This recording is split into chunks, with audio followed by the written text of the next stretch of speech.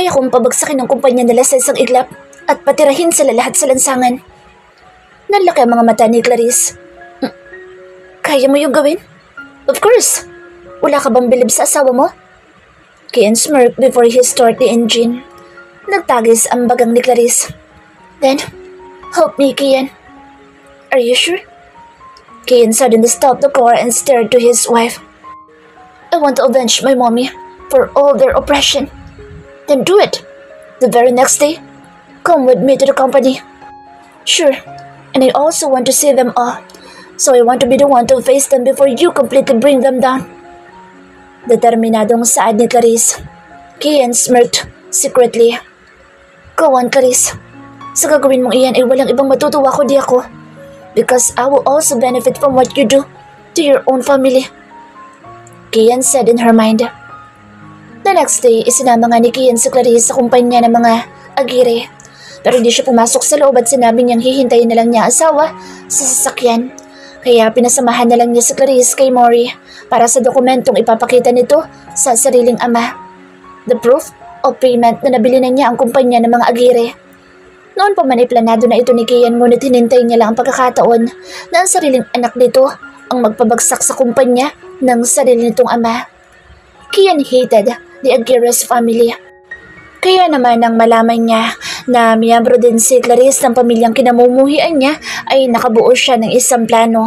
Lalo at kinamumuhian din ng dalaga ang sarili nitong kadugo. Kian knows that Clarice is the only true daughter of Robert Aguirre. They hide the truth since his uncle died.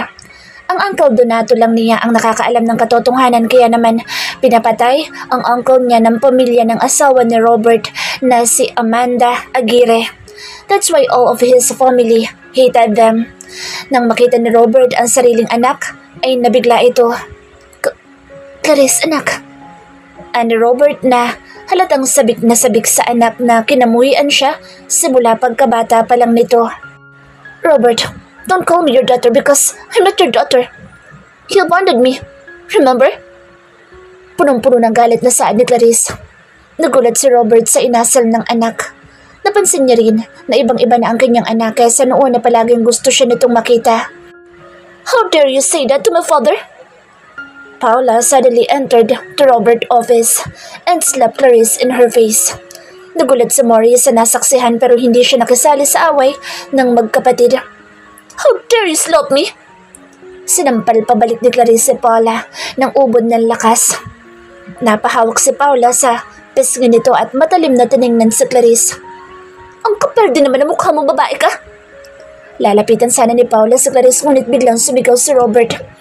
Enough! The two of you! Magsitigil kayo! Sabay ni Robert sa kanyang dalawang anak.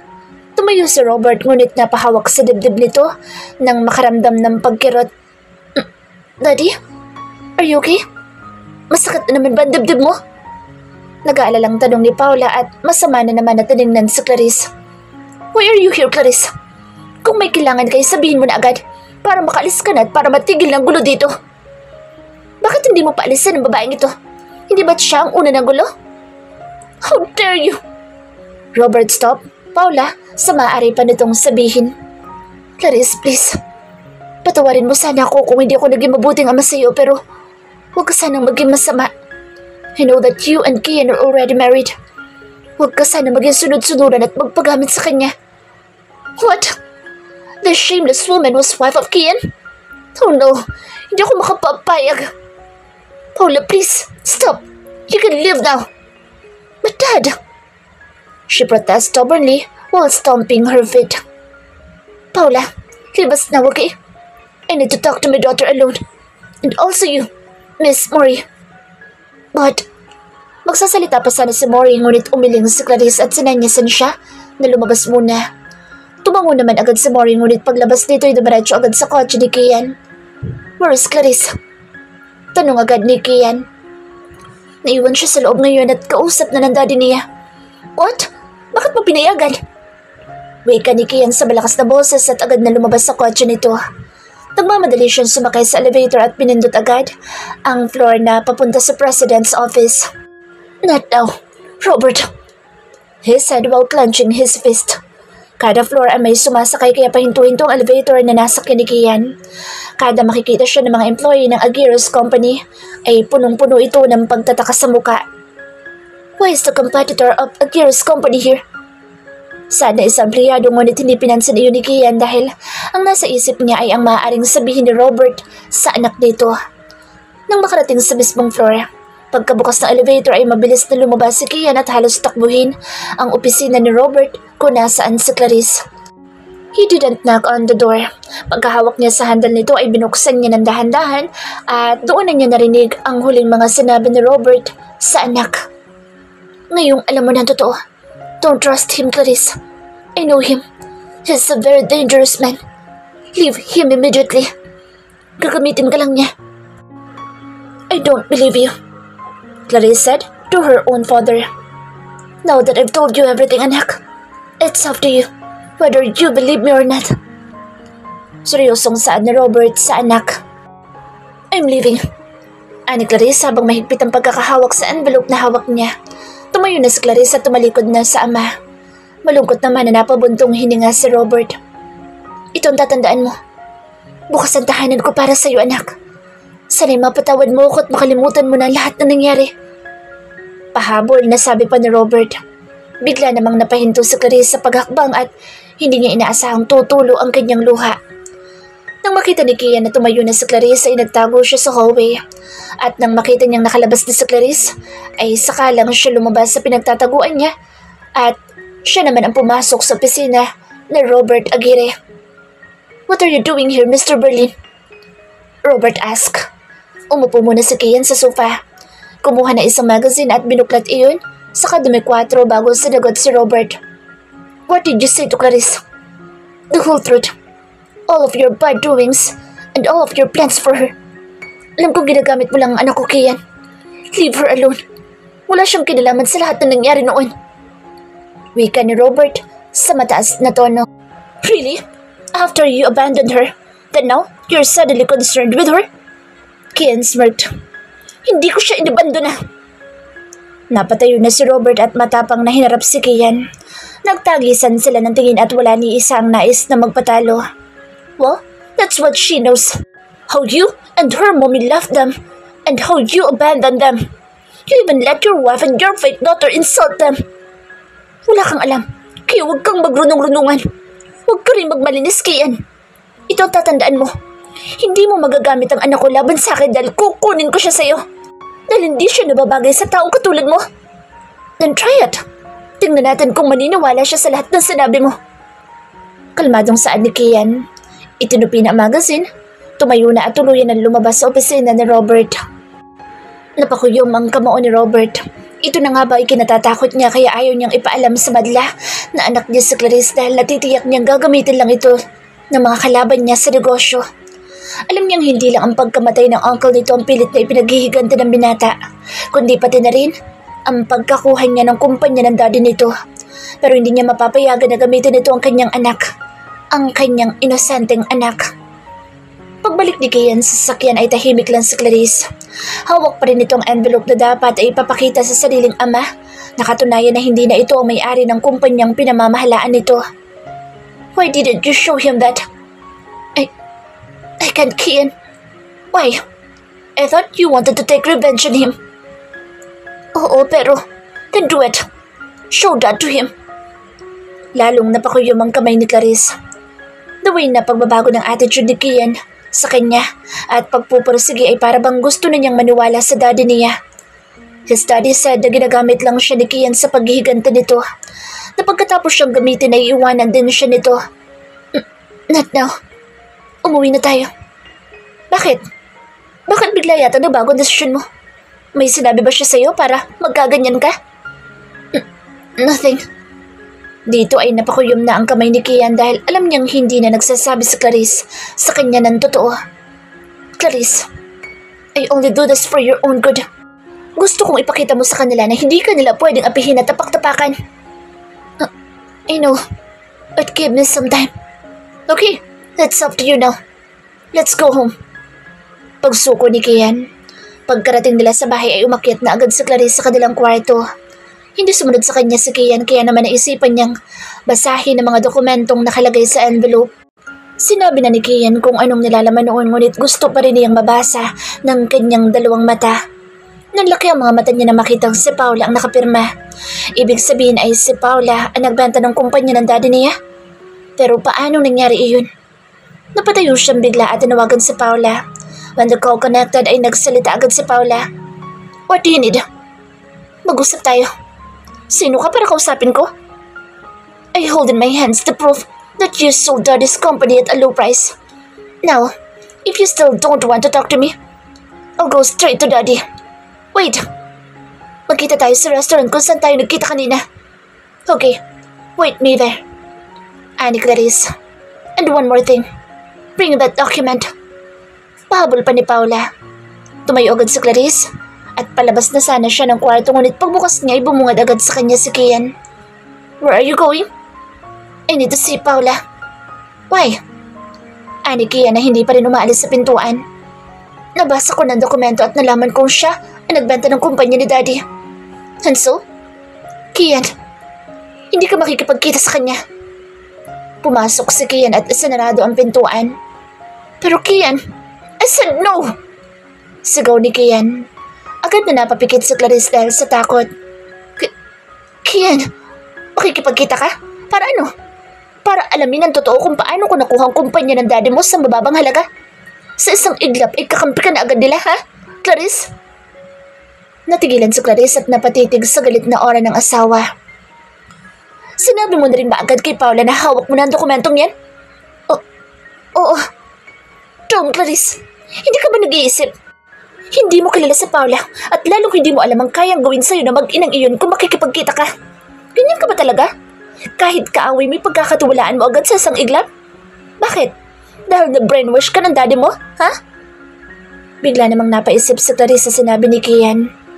Gulong-gulo na siya at hindi na niya alam kung sino pa ang dapat niyang pagkatiwalaan. Napatingin siya sa cellphone niya na mag-ring ito. It was Paula but she hesitated to answer it dahil kaharap niya si Kian. Answer the phone. Utos ni Kian kaya sinagot niya ang tawag nito. Huwag na tayo sa restaurant magkita.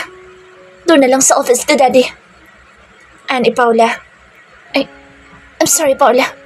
Hindi ako makakaalis ngayon. Something came up. Bye. Wait.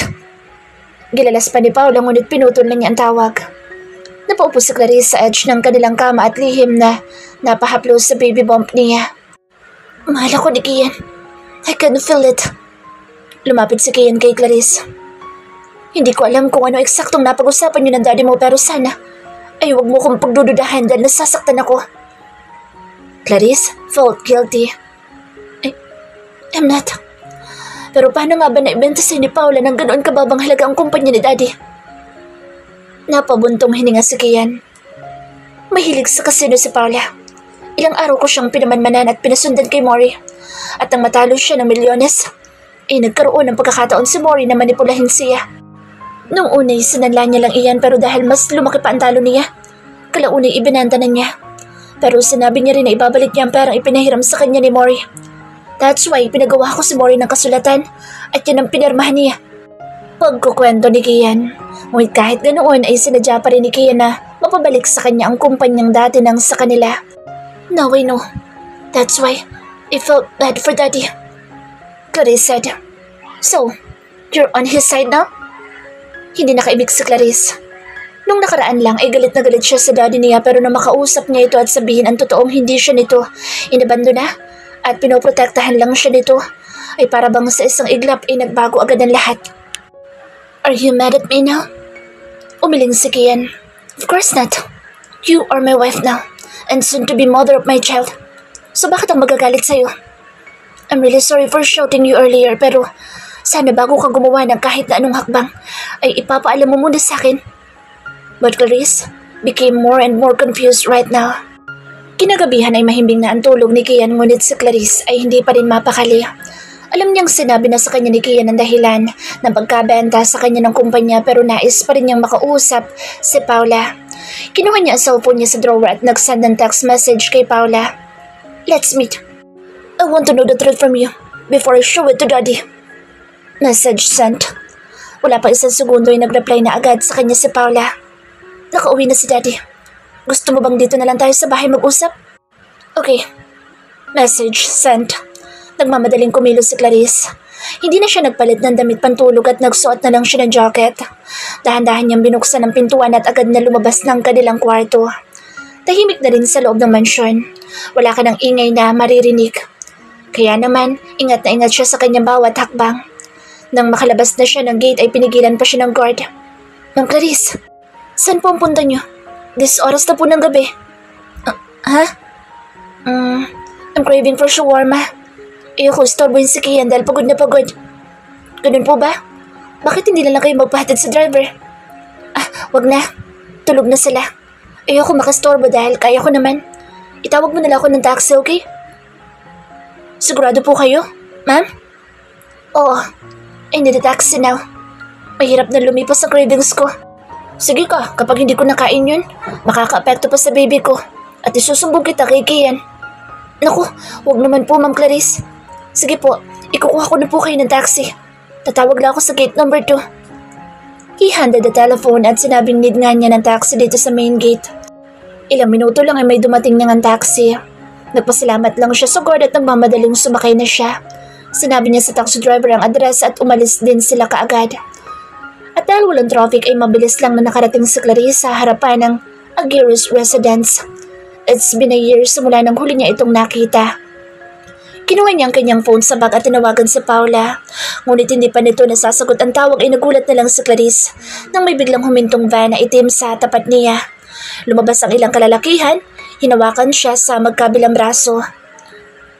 Sino kayo? Anong kailangan niyo sa akin? Nahihintakutang saad niya. Wala nang maraming tanong-tanong. Sige na, isakay niyo na yan. Teka, saan niyo ko dadalhin? Bitiwan niyo ako. Sigaw niya, ngunit nanlaki na lang ang mga mata ni Clarice nang takpan na ng mga ito. Nampanyong puti ang ilong niya. Hanggang sa unti-unti na siyang nakaramdam ng antok at tuluyan ng nakatulog. Nang magkamalay si Clarice ay nakapiring na ang kanyang mga mata. Hindi rin siya makapagsalita dahil nakabusal ang kanyang bibig. May taling lubi din ang kanyang kamay at paa. Nanginginig siya sa takot nang makarinig siya ng yabag ng paa. Hello? Is anyone there? She said in a scared voice. Bawat paglapat o paglapit ng yabag ng paa ay gumagalaw siya palayo kahit na hindi niya nakikita ang paligid. Nang maramdaman niyang hinawakan siya nito sa mukha ay napasigaw siya. No! Don't touch me! Hey! It's me, Kian. Kian? Gilalas niya kahit hindi maintindihan ang salita niya dahil sa tela na nakatali sa bibig niya. Hindi siya makapaniwalang si Kian ang kausap niya. Inalis ni Kian ang piring. Bagya pang nasilaw si Clarice sa dim light na ilaw kaya hindi niya maimulat ng maayos ang kanyang mga mata. Inalis din ni Kian ang tali niya sa bibig pati na rin ang mga tali niya sa paa at kamay. Nang maimulat niya ang kanyang mga mata ay hindi pa siya makapaniwala sa kanyang nakikita. Kian? Ikaw nga. Thank you for saving me. Niyakap niya agad ang asawa ngunit hindi siya nito niyakap pabalik. Kaya naman nagtaka siya at napatitig sa mukha nito. I am not here to save you. Nahintakutan siya at biglang lumayo sa asawa. Anong ibig mo sabihin? Nanginginig ang boses na saad niya. Tumayo si Kian. Tumalikod at tumungaw sa bintana. Dahil ako ang kumidap sa'yo. Ano? Pero bakit mo ginawa yun? Because you intend to betray me. Betray you? Yes. You're going to meet Paula, right? Do you have the papers I gave you? You're still concerned about them, even though you were fooled, right? Nang muling humarap si Kian ay tila ba hindi na siya kilala ni Clarice. Para na itong ibang tao sa kanyang paningin. Madilim ang aura nito at galit ang mga mata habang nakatingin sa kanya. Pero hindi kita lulukuhin. Gusto ko lang malaman kay Paula ang buong katotohanan. Buong katotohanan? Didn't I tell you everything? Parurumbat nito sa kanya. Totoo naman yun. Concerned pa rin siya sa pamilyang umabandona sa kanya lalo na sa daddy niya. Pero wala siyang balak na traidorin si Kian.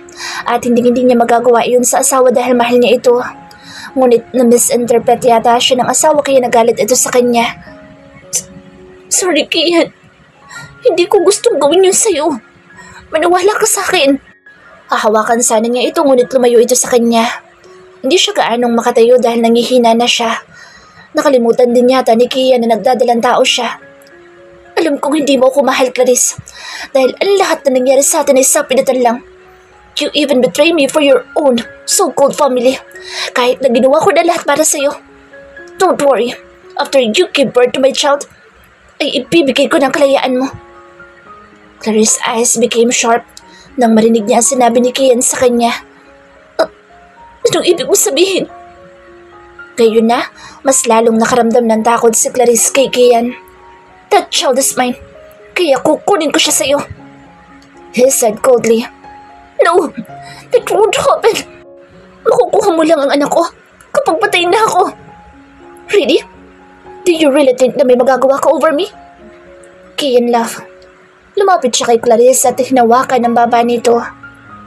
Clarice gave him a death glare. Don't flatter yourself, Kian. Uulitin ko. Makukuha mo lang ang anak ko kapag patay na ako. Kian smirked at Clarice and left. Pagkaalis ni Kian ay hindi na niya napigilan ang mapahagulhol. How did the person she learned to love suddenly turn into a monster? Maganda pa rin ang silid na pinagdalhan ni Kian kay Clarice. Maya-maya pa ay may narinig na siyang katok mula sa pinto at pumasok ang babaeng medyo may edad na. Ma'am Clarice, ito pong inyong pagkain at damit. Ano to sa kanya? Pagkalapag noon ay aalis na ulit sana ang matanda pero pinigilan niya ito. Manang, si Kian po, nandyan ba? Yumuko naman muna sa kanya matanda bago sumagot. Umalis po si Sir Kian pero ibinilin ka po niya sa akin. Napatangon na lang si Clarice at nagawa pa ulit siyang iwan ito. Buong akala niya ay si Paula ang kumuha sa kanya ngunit nagkamali pala siya ng iniisip. Pero hindi rin niya lubos maisip na magagawa siyang kidnapin ng asawang inakala niyang mahal na mahal siya. Ang lahat pala ay pagkukunwari lang. Hindi niya pwedeng pabayaan ang sarili niya kaya naman kinuha niya ang pamalit niyang damit at diretso na siya sa banyo. Ibinaban niya ang kanyang sarili sa tubig. Kinuskus niya na mabuti ang kanyang katawan. Pakiramdam niya tuloy ay ilang araw siyang hindi naligo dahil sobrang katin ng balat niya. Pagkatapos niyang maligo, ay nagbihis lang at nagsimula na rin siyang kumain. Gutom na gutom siya kaya kahit hindi pa niya gaanong nangunguya ay nilunok na niya ulit at sumusubo na ulit ng panibagong pagkain. May milk din siya na naging maligamgam na lang. Biglang natigilan si Clarice sa pagkain at biglang naisip ang sinabi ni Kian kanina. Hindi ba siya nagpipiro na kukunin niya lang ang anak niya sa akin? And what about our marriage? O baka naman hindi talaga tunay ang kasal namin? Napailing si Clarice. Ngayon ay naisip niya. Inaalagaan pa rin siguro siya dahil na lang sa bata. Of course, she won't let that happen. Tinapos niya ang pagkain niya at pagkatapos ay nagtoothbrush siya. Ngunit nang magtutoothbrush, ay bigla na lang siya nagsuka kaya wala ding saysay ang lahat ng kinain niya. Nangihina tuloy siya lumabas ng banyo. Humiga siya sa kama at hindi niya inaasahan na makakatulog siya. Kinaumagahan nagising siya na wala pa rin si Kian. Lalabas sana siya ng kwarto ngunit nanlaki ang mga mata niya nang mapagtantong nakalok ang pintuan niya. Manang? Kian? Nandyan ba kayo? Open the door please. Pakiusap niya sa mga ito kahit hindi naman niya alam kung may tao nga sa labas. Pinipilit niyang buksan kahit alam niyang nakasarado iyon sa labas. Nang mainis siya ay sinipa niya iyon ng malakas ngunit siya lang din ang nasaktan. Wala siyang nagawa kundi ang bumalik na lang sa kama at humiga. Ngunit ilang sandali lang ay bumukas ang kanyang pintuan kaya agad siyang napabangon. Manang? Si Kian po ba andyan? Umiling lang ang matandang may dalang pagkain ulit at damit niyang pamalit. Napansin niyang may vitamins din itong kasama. Hindi pa po siya bumabalik simula na umalis siya kahapon. Ganun po ba? Pero bakit po nakalak ang pintuan ko? Utos po yun ni Sir Kian. Dahil bawal daw po kayo lumabas dito hanggat hindi niya sinasabi. Pero Manang, kailangan ko pong umalis dito. Lumapit siya sa matandang babae at hinawakan ito sa kamay. Tulungan niyo po ako. Kinidnap lang po ako ni Kian. Sorry, Iya. Hindi kita matutulungan sa bagay na iyan. Kumain ka na. Huwag ka magpapalipas ng gutom. Inalis ng matanda ang pagkakahawak niya sa kamay nito at naglakad na papunta sa pintuan. Manang, maniwala po kayo. Tulungan niyo po ako. Kailangan ko po makaalis dito. Pagmamakaawa pa ni Clarice ngunit hindi na siya pinansin ng matanda at tuluyan na itong lumabas. Hinabol pa ni Clarice ang matanda ngunit huli na. Dahil nang pihitin niya ang saradura ng pinto ay nakalak na ulit ito. Nakaramdam ng panlulumo si Clarice. Napaupo na lang siya sa harapan ng pintuan at napahawak sa kanyang may umbok ng tiyan. Don't worry, baby. Gagawa ng paraan si mommy para makatakas tayo dito, okay? Tumayo siya tumiradyo sa kanyang mini table. Kinain niya ang pagkain na ibinigay sa kanya ng matanda. Inanom din niya ang vitamins na nakahanda at pati na rin ang gatas na tinimpla nito. Kinuha niya ang kanyang damit pamalit at naligo na din siya. Habang naliligo siya, naalala niya ang bag na dala niya. My bag, she whispered. Naalala niyang nandoon ang phone niya sa loob noon. Di bale, tatanungin ko na lang sa Manang. Baka sakaling nasa kanya ang bag ko. Ngunit nang maisip niyang ang matanda nga lang pala ang kasama niya, ay nakaisip siya bigla ng plano. Nagmamadaling tinapos niya agad ang kanyang paliligo. Kinuha ang damit pamalit at nagbihis na. Sumilip siya sa bintana. Sa kanyang silid ngunit nang makita niya ang ibaba, ay parabang nalula siya dahil sa sobrang taas nito. Agad niya isinarado ang bintana. Balak pa naman sana niyang sa bintana dumaan ngunit paano niya gagawin iyon kung ilang palapag ang kanyang dadaanan? Umupo siya sa kama at nag-isip ng mabuti. Nintay niyang mag-alas 12 para sa susunod na rasyon sa kanya ng pagkain nung matanda. Wala siyang orasan pero malalaman niya iyon base lang sa matingkad na sikat ng araw. Panay ang galaw ng paan niya habang naghihintay siya ng takdang oras. Panay din ang silip niya sa bintana ngunit iniiwasan niyang mapatingin sa ibaba. Talagang matalino ang asawa niya dahil sa pinakamataas siyang lugar nito dinala. Nang marinig na niya ang yabag na papalapit sa kwarto niya, pumesto siya sa likuran ng pintuan. Narinig na niyang binubuksan na nito ang susi sa labas kaya ang lakas na ng kabog ng dibdib niya. Nang bumukas ng pintuan at pumasok na ang matanda, ay itinulak niya ito na malakas kaya tumumba ang matanda sa sahig. Nakaramdam siya ng awa dito ngunit mas pinili niyang unahin ang sarili niya. Sorry po, Manang. Kailangan ko lang talagang gawin ito. Hingin pa umanhin pa niya bago tuluyan tumakbo palabas ng pintuan. Nagtatakbo siya hanggang sa makita na niya ang daan palabas. Ngunit nagulat siya nang pagkabukas niya ng pintuan ay bumungad ang galit na aura ni Kian sa kanya. Where do you think you're going? Galit na bungad ni Kian kay Clarice. Kian, please. Let me go. Clarice pushed Kian and was about to run again ngunit tinawakan agad siya ni Kian sa braso para pigilan. Trying to escape from me, huh? He smirked. Hinila si Clarice papunta sa kwarto at agad na nilagyan ulit ng padlock ang pinto. Kian, please. Ayoko dito. Ibalik mo na lang ako sa pamilya ko kung ayaw mo na sa akin. Basta huwag mo lang akong ikulong dito. Umiiyak na saan ni Clarice habang nagmamakaawa. Lumuhod pa siya sa harapan nito habang magkasalikop ang mga kamay ngunit hindi siya nito pinakinggan. Hinila siya nito patayo at dinala sa kama. Ibalik ka sa pamilya mo? Naririnig mo ba sinasabi mo? Sa tingin mo ba ay itinuring ka nilang pamilya? Isang beses mo lang silang nakausap tapos ngayon pamilya na agad ang turing mo sa kanila? Ako ba, Clarice? Minahal mo ba ako at itinuring man lang na asawa? Wika ni Kian na punong-puno ng hinanakit ang bawat pagbigkas ng salita habang titig na titig sa asawa. Maniwala ka man at sa hindi. Minahal kita, Kian. Mahal? Kasinungalingan. Sigaw ni Kian. Agad namang napapikit si Clarice dahil sa takot. That night, I already told you kung ano nangyari at kung paano napunta sa akin ang kumpanya ng daddy mo. Nagdati namang sa pamilya ko. Pero anong ginawa mo? Makikipagkita ka pa rin kay Paula na dala ang lahat ng papeles na ipinagkatiwala ko sa'yo? Alam mo ba kung ano naghihintay sa'yo doon? Gigil na sambit ni Kian na mas inilapit pa ang mukha sa asawa. Ano? Nahintakutang saan ni Clarice dahil wala talaga siyang ideya. Paula was planned to kill you. That's what they did to my uncle too. So now, you still want to go back to your so-called family?